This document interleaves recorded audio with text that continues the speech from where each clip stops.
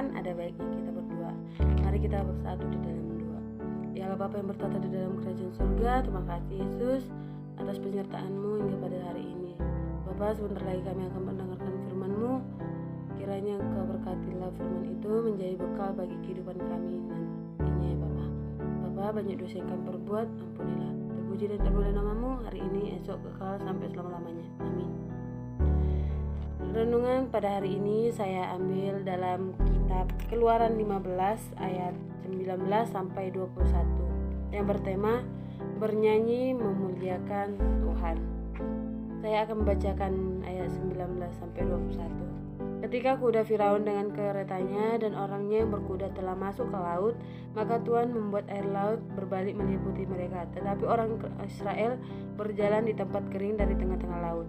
Lalu Miriam Nabiah itu, saudara perempuan Harun, mengambil rebana di tangannya. Dan tampillah semua perempuan mengikutinya memukul rebana serta menari-nari. Dan menyanyilah Miriam memimpin mereka. Menyanyilah bagi Tuhan sebab ia tinggi luhur, kuda dan penunggangnya dilemparkannya ke dalam laut. Yang saya mau apakan, bernyanyi memuji Tuhan telah menjadi bagian pengalaman hidup rohani orang Kristen. Sebagaimana kita menjumpai ada banyak nyanyian-nyanyian untuk memuji Tuhan dalam Alkitab. Ada banyak nyanyian dalam Alkitab yang dinyanyikan oleh tokoh-tokoh Alkitab. Bahkan Tuhan Yesus juga ikut bernyanyi, tertulis dalam Matius 26 ayat 30. Itu sebabnya ibadah kita ada nyanyian. Karena kita tidak hanya sebatas mendengarkan firman Tuhan, tetapi kita juga merespon firman Tuhan dengan nyanyian syukur. Kita diajak bernyanyi memuji nama Tuhan. Bukan berarti kita harus mempunyai suara yang merdu dan indah, dan juga supaya orang lain mengetahui bahwa kita memiliki suara yang indah. Kita bernyanyi bukan hanya untuk didengarkan oleh orang lain, tetapi kita bernyanyi untuk memuliakan nama Tuhan atas perbuatan Tuhan kepada kita dalam kehidupan kita. Dalam pengalaman saya, orang beriman, nyanyian untuk memuji Tuhan adalah gema.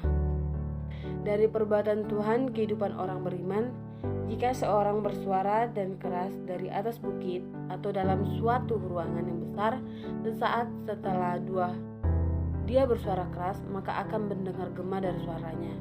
Maka sama seperti itu juga nyanyian kita adalah gema dari perbuatan Tuhan dalam hidup kita.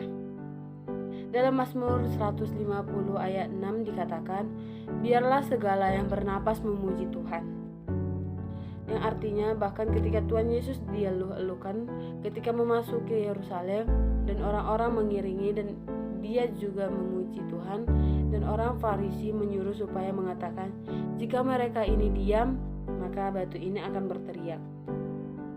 Yang hendaknya kita lihat di situ bahwa tidak ada dalam hidup kita. Sesulit apapun kehidupan yang kita jalani, bagaimana kehidupan dalam kita jalani, bagaimanapun pergumulan di hidup kita, yang selalu ada alasan untuk kita memuji Tuhan.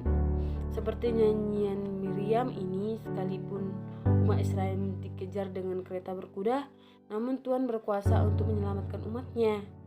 Seperti itu, kita juga melihat nas epistel yang tertulis pada Wahyu 4 ayat 8 sampai 11. Bagaimana penglihatan Yohanes bahwa pengisi surga tidak hanya henti-hentinya memuji Tuhan siang dan malam. Jika pengisi surga yang selalu memuji Tuhan tanpa henti, maka demikian juga dengan kita yang telah hidup dalam kerajaan surga, patut kita menuntut Tuhan dalam kehidupan kita. Seperti itulah yang ingin saya sampaikan firman Tuhan kepada kita semua. Untuk menutup firman Tuhan kita ini, sebaiknya kita berdoa.